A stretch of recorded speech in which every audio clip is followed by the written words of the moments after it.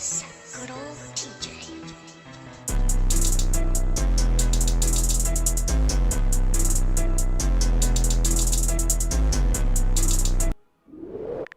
Konnichiwa, Neo Social Point God. Back in our ratchet video. And today, guys, we're doing a video on Ish4's channel. Originally, sure about down below. This video is called Reines Sima FateGrand order. So, without further ado, guys, before you hit this play button, I know it's 88% of you guys watching my videos that aren't subscribed. So go ahead and hit the subscribe button if you guys or like what you see here. Like I say, stop liking the video. It helps our channel grow a lot. There's a lot more than what you guys think. Also, as well, hit the notification, make sure you click all. So know about time we get future upload. And yeah, guys, so without further ado, also as well, follow the what you call it, the socials that you're seeing on screen. If you don't see them, then they will be sure about down below as well. But alright, guys, so without further ado, let's get right into this. So play.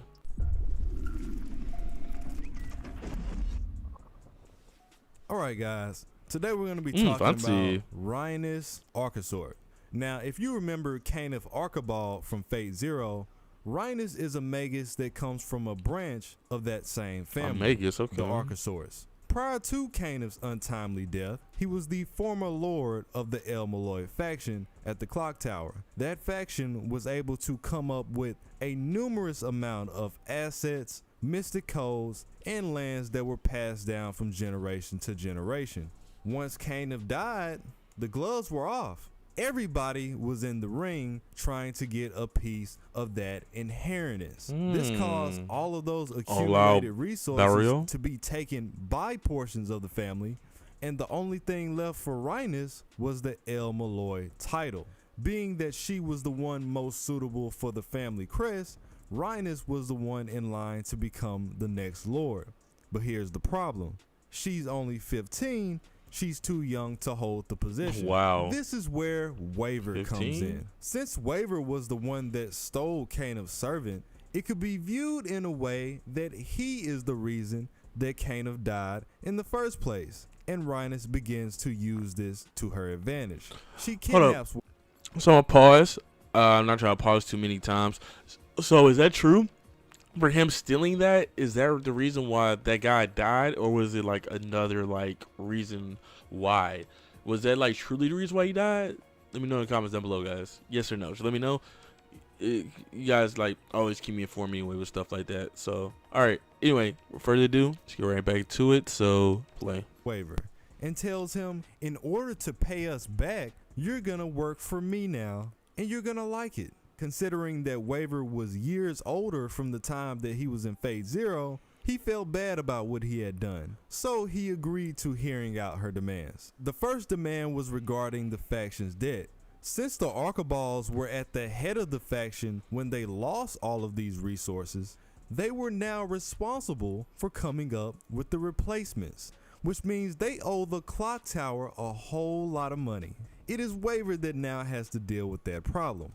On top of that, she told him to fix the El Malloy crest, which in her own words would take 3 lifetimes to recover. She told him to hold the El Malloy title until she's old enough to take the position herself, and from now on he will be her very own personal tutor.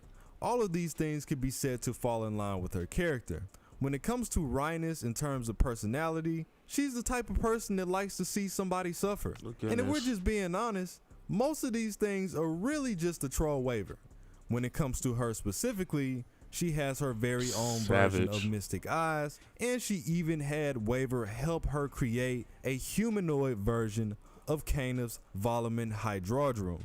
Alongside being her greatest form of defense, it is her familiar that helps her carry out her daily tasks, and her protection is valued dearly, since most of her family has been trying to kill her since she was born and take her spot for becoming a lord. Her childhood consisted of people constantly trying to poison her food, and eventually she opted to carry her own supply to keep herself in good shape. That makes no sense. Now, as far as Grand Order goes, Reines is summoned as yet another pseudo-servant.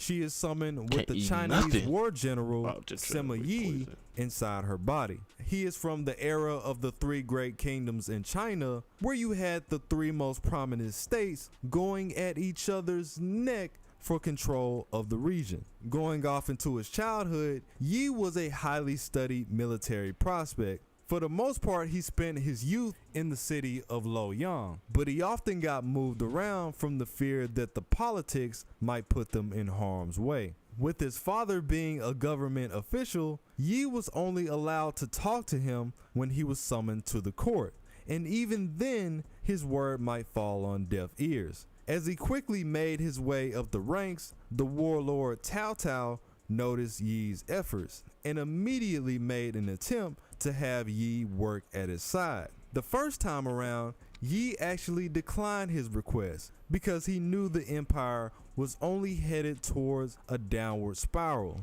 But the second time Alright, so I'm around, gonna pause. This is gonna be my last time pausing. It's like so random because I played Dynasty Warriors and everything like that, and that's why I knew about like the lore of like the Romance of the Three Kingdoms, the Wei, the Shu, and the Wu, like all of them fighting each other and stuff like that, and all that. And I think I also watched like the YouTube series. I mean, I watched the series that was on YouTube as well, like with English subs of like the Romance of the Three Kingdoms, stuff like that. But I've always wondered, is it Zhao Zhao, is it Cao Cao, or how he said it? Because I know it's like different iterations of like saying that name, so I'm trying to understand like how do you guys say it? Because I don't want to be butchering it. I thought it was Zhao Zhao or Cao Cao. Well, at first I thought it was Cao Cao, but now I be hearing like Zhao Zhao and other stuff like that. Let me know in the comments down below, please. All right, so without further ado, let's go right back to this. So play. when Tao had more power, he told Yi, Unless I'm pausing "No, by the way on this one. you are gonna work for me, or you're gonna get arrested." So almost a decade later, you have Yi still working at the side of Tao, urging him to take advantage of the decline of the Han's empire and usurp the throne from the emperor. Tao, on the other hand, didn't think this was a good idea, so he ignored this advice and continued to go about his business. Yi continues to give Tao advice on all the rivals that he should be worried about. Again and again, Tao ignores this advice, and it costed him greatly. Situations like the Battle of Fan Cheng, where Tao's general was forced to surrender, which could have been avoided if he just listened to Yi. After this, Tao started to get a little paranoid and felt like he should move his capital because it was too close to enemy territory. Yi told him, "This is the worst thing that you could possibly do. Shooting yourself in the It's basically foot. throwing the white flag, telling your enemy that you're too weak to stand your own ground." Finally, Tao begins to take Yi's advice, and these were the things that helped him hold his status all the way until his death.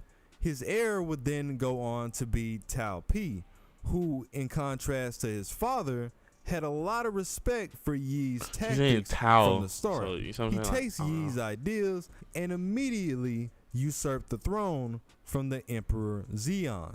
From there, Pi became the very first emperor of one of the three kingdoms, the Wei dynasty.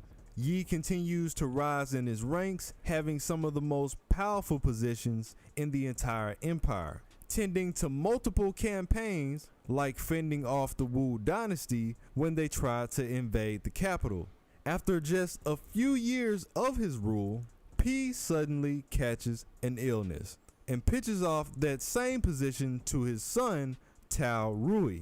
And even though all these leaders were passing by, Yi was still running strong. Now, under Rui's command, Yi takes to the field once again, fighting off the forces of the military strategist Zhuge Liang. This is the same spirit that is inside Waver's body and one of the main reasons that Reines was summoned. Zhuge is from the Shu Empire, and just like Reines constantly trolling Waver in case files, Yi also had an ongoing feud between Zhuge during it's like his it's never lifetime. They made ongoing. several attempts to bait each other out when they were on the field and find more efficient ways to pull off their attacks. To Yi's surprise, however, this feud came up short when Zhuge died of illness.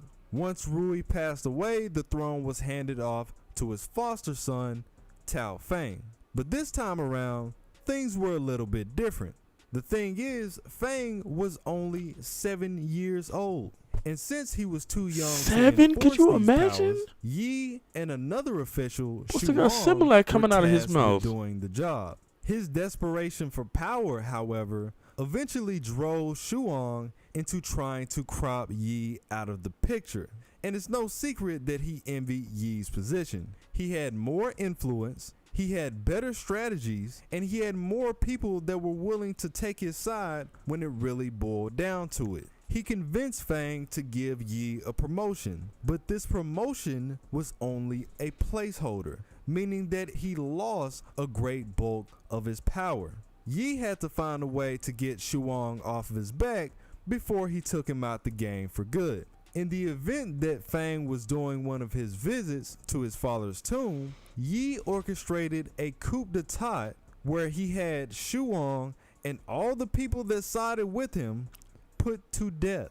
And Yi's struggles didn't just end there. That's savage, Once he heard about Shuang's death, the general Wang Ling saw his own opportunity to capitalize from the situation. Now the circumstances had turned into him trying to replace Fang with his own relative.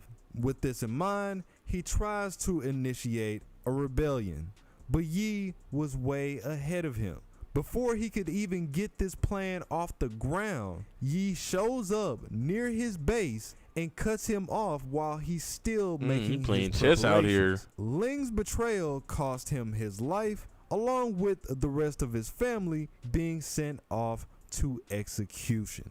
By this point in time, Yi had finally reached the end of his days. He had become bedridden because he contracted an illness. Look, man, everybody has an illness in this story. At this point, I feel like I have an illness. Yeah, back in the day, And though. he even expressed while he was bedridden that he was haunted by Wang Ling's ghost. When there was no more energy left to give, Yi passes away at the age of 73. Let me know what you guys think. See, like the Like thing the- is, the thing is about that back in the day, like back in those times, medicine was only going so far. That was back in the times where like herbs was like the main thing and stuff like that or whatever, right? Like when you contracted an illness like how we have now, like when you have like a sore throat or you have like any of these type of illnesses like sore throat, headaches, what else can I any type of like common illness you have now that you can get rid of when you just like sleep in your bed for like a couple of days or even like a week or so or something like that. Back in the day, they didn't have that luxury. Like once you had the illness, that was pretty much it, because like what doctors did you have back in like those war times, and like also as well like where was medicine back then, you know what I'm saying? Because medicine has only advanced so far, but I mean from that time where I mean it's advanced far now, but like back in those times you really didn't have the whole, oh, I can take you to a hospital and have all these machines and have all this medicine already like ready to go, and oh, we know what's wrong with you and stuff. Like pretty much once you was bedridden, that was it.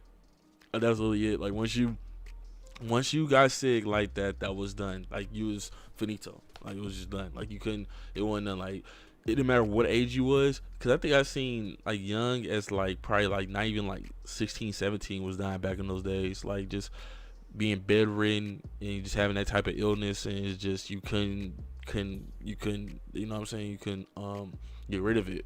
Like I say, just think of it, you didn't have no car medicine, you didn't have none of that. But anyway, that's just a tangent of me just like rambling on. Anyway, like I said, like, subscribe on the video, guys, to the bell notification, make sure you click all, so you know if I make it every time I make a future upload. It's your boy INCOG. I'm out. Here, why.